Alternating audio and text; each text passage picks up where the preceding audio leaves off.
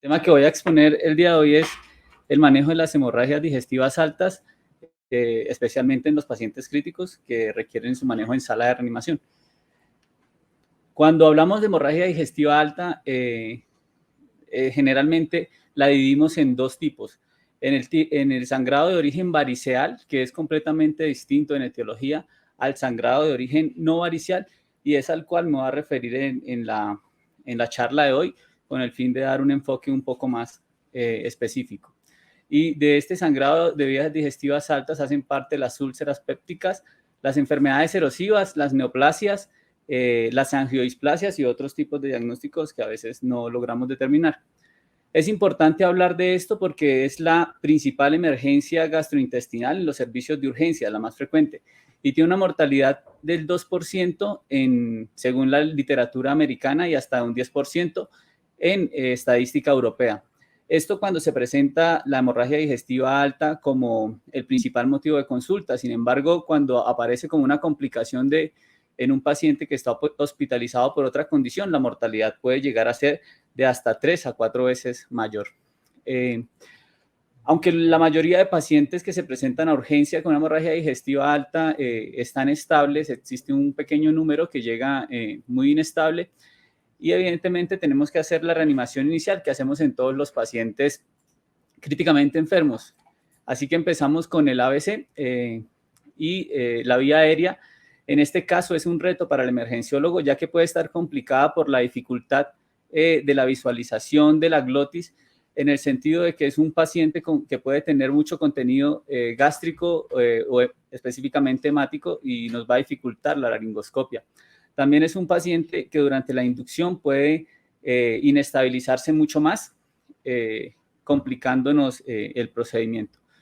En cuanto al manejo de la vía aérea en los pacientes con hemorragia digestiva, las guías se limitan a decir que es un procedimiento que no debe ser considerado de rutina, sino cuando existan unas indicaciones claras y nosotros las identificamos como aquel paciente que necesita una protección de la vía aérea porque tiene un nivel de conciencia muy bajo, en aquel paciente en el cual evidenciamos la broncoaspiración y en el paciente que podemos prever un riesgo de deterioro. Asimismo, en pacientes que tienen otras condiciones que nos hacen llevarlo a algún procedimiento, es otra indicación para asegurar su vía aérea. El manejo, la intubación orotraqueal en el paciente con hemorragia digestiva alta tiene ciertas particularidades, pero no debemos olvidar que lo primero que debemos hacer es generar toda la protección para nosotros y para el staff que nos acompaña y nos apoya. Debemos anticipar y prevenir la inestabilidad hemodinámica del paciente. Y todo esto comienza desde el momento mismo del ingreso del paciente al servicio de urgencias, a la sala de reanimación.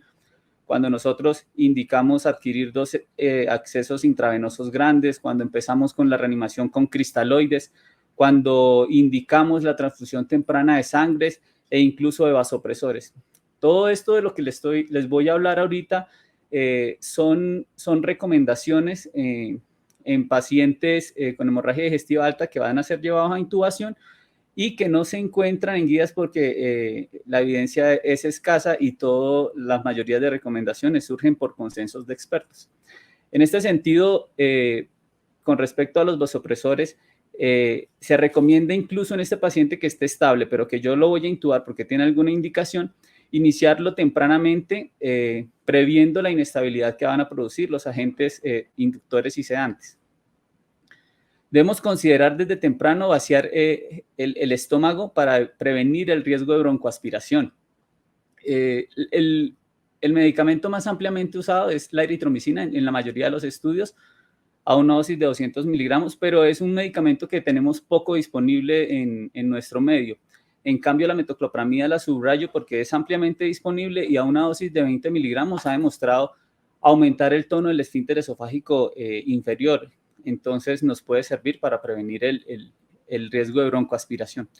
La sonda nasogástrica no es recomendada por ninguna de las guías, ni la guía americana ni la guía europea, y anteriormente se utilizaba con la indicación de que podía facilitar el vaciamiento gástrico, pero también se ha visto involucrada en mayor riesgo de broncoaspiración.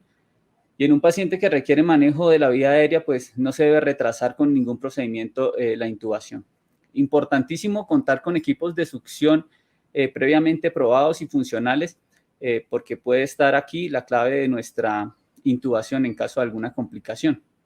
La posición más adecuada para realizar la intubación de este paciente es mantener una cabecera elevada a 45 grados. Esto, además de mejorar la visión, nos genera un menor riesgo de broncoaspiración por gravedad. Como les dije, los estudios acá son limitados y la mayoría de recomendaciones surgen de las propiedades farmacológicas de cada agente. La lidocaína como agente inductor parece tener cierta ventaja sobre el fentanil, ya que puede producir menor efecto nauseoso.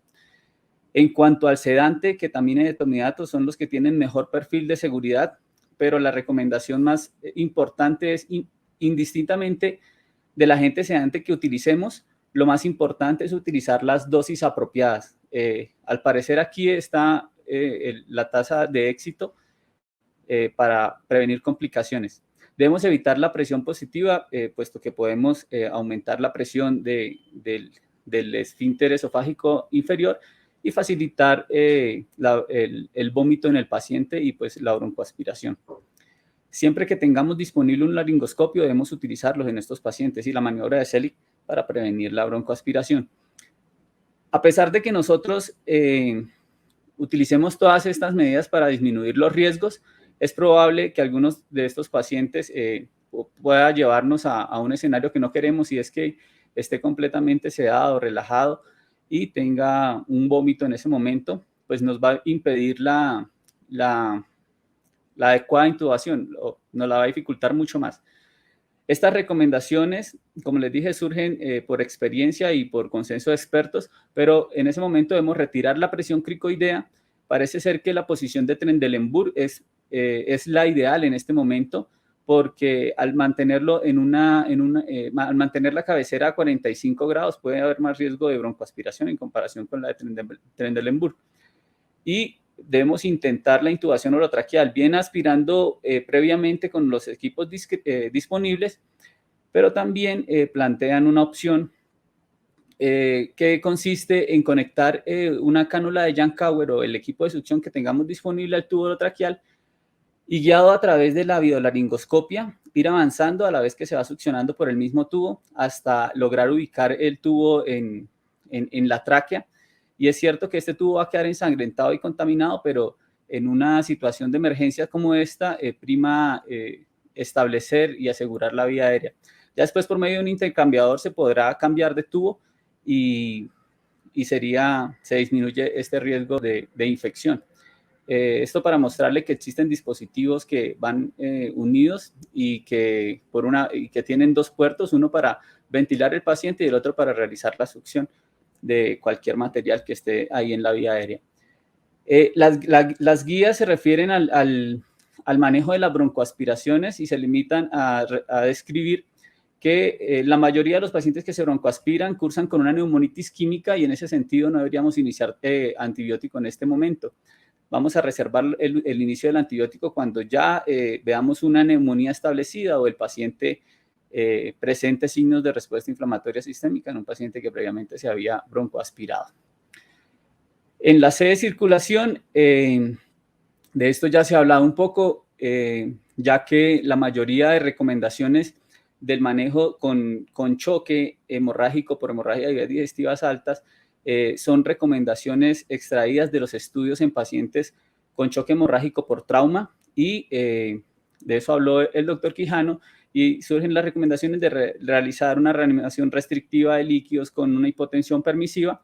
En cuanto al manejo de cristaloides versus coloides, las recomendaciones son abstraídas de los estudios con sepsis, donde muestran que no hay ninguna diferencia entre usar cristaloides versus coloides. Parece ser más costo efectivo la utilización de cristaloides, pero lo que sí impacta en mortalidad es en empezar una transfusión temprana de hemoderivados cuando el paciente lo necesita. En cuanto a las soluciones balanceadas, el estudio SMART demostró que las soluciones balanceadas tienen menor morbimortalidad en comparación con los pacientes con solución salina, pero esto en pacientes críticamente enfermos de múltiples patologías, no específicamente de hemorragia digestiva alta. Las recomendaciones que dan las guías americanas de gastroenterología y las guías europeas de endoscopia gastrointestinal son las mismas y surgen de este metaanálisis de Cochrane, que estudió 31 ensayos clínicos con más de 12.000 pacientes, en los cuales fueron pacientes con múltiples enfermedades, cáncer, hemorragia digestiva, posoperatorios, fueron tratados con un esquema restrictivo de transfusión y esta definición estaba dada para llevar una hemoglobina de 7 a 8 gramos de decilitro versus un esquema un poco más liberal, intentando transfundir a estos pacientes para llevarlos a un nivel de hemoglobina de 9 a 10 gramos de decilitro. El resultado principal era la mortalidad a 30 días y no hubo ninguna diferencia en esto. Y de aquí nace la recomendación de que un valor seguro de hemoglobina o para guiar las transfusiones es un esquema restrictivo, porque sí se demostró que se disminuía hasta en un 46% la necesidad de transfusiones y nos ahorrábamos muchos hemoderivados. Pero en un subanálisis, 2 ensayos pequeños en un subgrupo de pacientes con infarto agudo del miocardio, la terapia restrictiva sí estuvo relacionada con 3.8 veces mayor mortalidad, y por eso la recomendación de que en pacientes con síndrome coronario, quizá el objetivo más adecuado a llevar es un paciente entre una hemoglobina de 9 a 10 gramos de decilitro. Los predictores de resultados en hemorragias digestivas altas son estos, los principales son Blatchford, Rockall, el de admisión y el posendoscópico, y el AIMS 65. Rockall y AIMS tienen la limitación que únicamente predicen mortalidad, en cambio Blatchford tiene la capacidad de predecir tanto mortalidad como necesidad de intervenciones como endoscopia, cirugía urgente, transfusiones, y es el score más sensible. Tanto los agentes anticoagulantes y antiagregantes se han reconocido que están ampliamente asociados al curso de una hemorragia digestiva alta, pero sin embargo esto no se ha asociado con mayor mortalidad.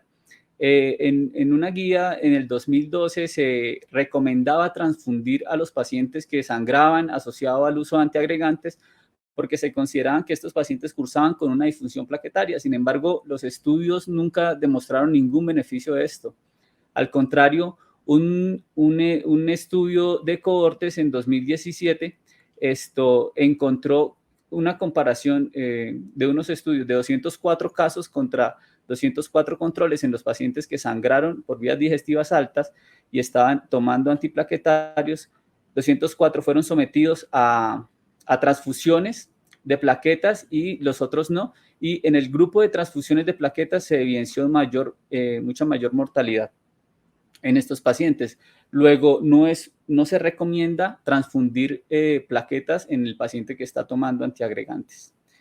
¿Y qué hacer entonces con los antiagregantes? Específicamente en el aspirina, en la hemorragia de vías digestivas altas, debemos saber cuál es la indicación. Si la prevención es primaria, lo ideal sería suspender, ya que el riesgo de continuar con esto supera el beneficio de protección cardiovascular en el paciente. Cuando la indicación es una prevención secundaria, el aspirina no se debiera suspender, y si por algún motivo se suspendió, debiera reiniciarse antes de los 5 días, porque se ha asociado con mayor curso de eventos cardiovasculares mayores en los pacientes que la están tomando para prevención secundaria. ¿Y qué hacer entonces cuando el paciente recibe una antiagregación dual? Debemos suspender el inhibidor de la P2Y2 y, como lo dije antes, reiniciarlo antes de los 5 días, y debemos continuar con el aspirina. En cuanto al manejo con inhibidores de la bomba de protones, se ha estudiado en 2 tiempos importantes. Como tratamiento endoscópico, 3 grandes ensayos con una metodología aceptable indican que no hay ninguna diferencia en la mortalidad cuando se inician desde el ingreso del paciente o comparado cuando se inicia posterior a la endoscopia digestiva. Sin embargo, evidencia indirecta sí ha demostrado que estos pacientes en los que se le inicia el omeprazol en infusión desde su ingreso, cuando son llevados a la endoscopia, tienen menos estigmas de sangrado y requieren menos tratamientos endoscópicos. En nuestro medio debemos considerar que cuando prevemos que por cualquier inconveniente la endoscopia va a ser demorada, el inicio temprano o preendoscópico del omeprazol pareciera ser una indicación más.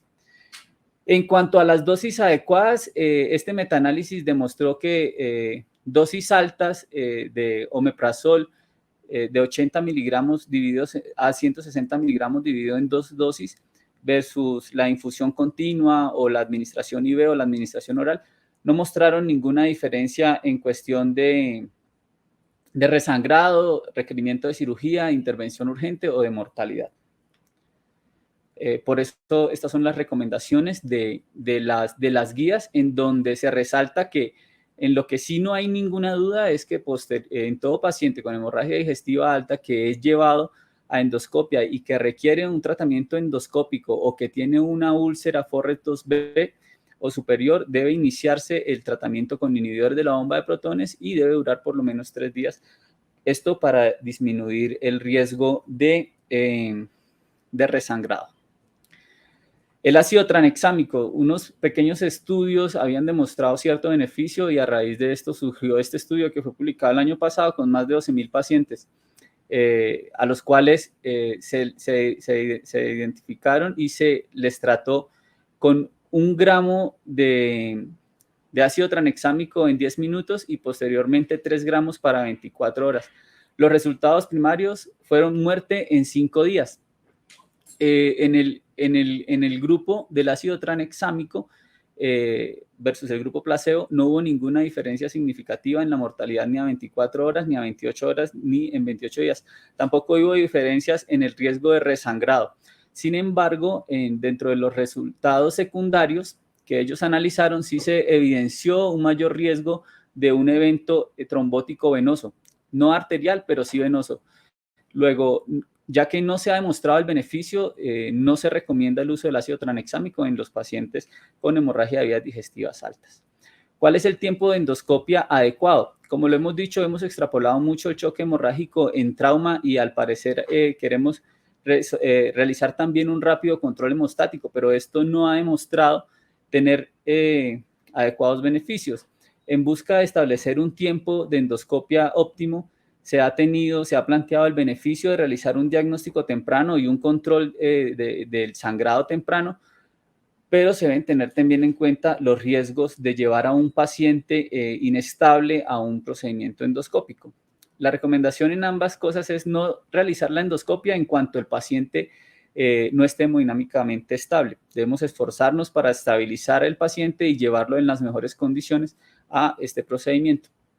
Y al mismo tiempo, también debemos estabilizar las comorbilidades que estos pacientes presentan, porque se ha determinado que los pacientes con hemorragia de vías digestivas altas tienen mayor mortalidad, más condicionada a las comorbilidades descompensadas que tienes que al sangrado de la vía digestiva per se.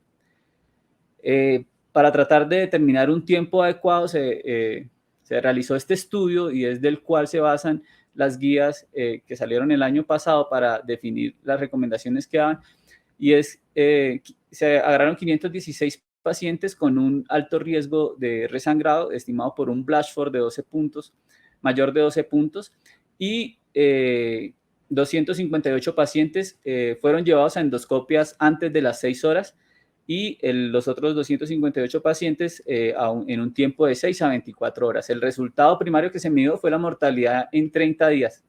Y como vemos, no existió ninguna diferencia en cuanto a la mortalidad. Sin embargo, este estudio tiene una limitación y es que esos pacientes que llegaron inestables hemodinámicamente y que a pesar de todo el esfuerzo no se logró estabilizar, no fueron llevados a la endoscopia, se fueron sacados de este estudio. Entonces, nos queda un gran vacío. ¿Qué hacer con este paciente que está hemodinámicamente inestable y que es refractario a pesar de una adecuada reanimación con cristaloides, con transfusiones, con vasopresores?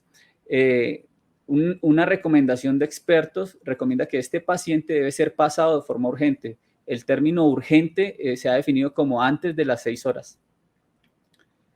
Estas son las recomendaciones. Basados en este estudio, recomiendan que el paciente debe ser llevado antes de 24 horas o lo que se llama una endoscopia de vías digestivas temprana.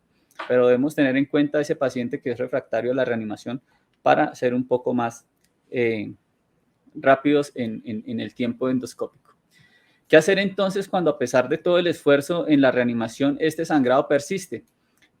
Una segunda endoscopia para intentar hacer un control hemostático es la primera opción. Sin embargo, tenemos otros dos recursos como lo son la cirugía y la radiología intervencionista. Un estudio comparó cuál de estas dos opciones es la ideal en ese paciente y determinó que no había ninguna diferencia en mortalidad. Sin embargo, los pacientes que iban a ser llevados a cirugías pues tenían mayores complicaciones relacionadas con el procedimiento quirúrgico mismo. Otra cosa que sesgó este estudio es que el grupo de pacientes que fue enviado a radiología intervencionista fueron los pacientes más comórbidos, con mayor edad, y pues esto pues, nos genera un sesgo y no nos permite determinar cuál es la opción ideal, pero pues depende también del recurso que tengamos disponibles. Para terminar, quiero traer una tabla comparativa de todos los hospitales de Colombia que tienen bancos de sangre y quería sensibilizar en cuanto a la disminución importante que existió en todos. Se ha disminuido un 31% la cultura de donación, también por problemas de acceso, pues por todo lo de pandemia, pero lo traigo porque se relaciona mucho con el tema y es que debemos tener en cuenta en el momento de reanimar a nuestro paciente la disponibilidad de sangre que tenemos y el grupo mismo de sangre del paciente, porque nos podemos ver limitados por esto. Muchas gracias.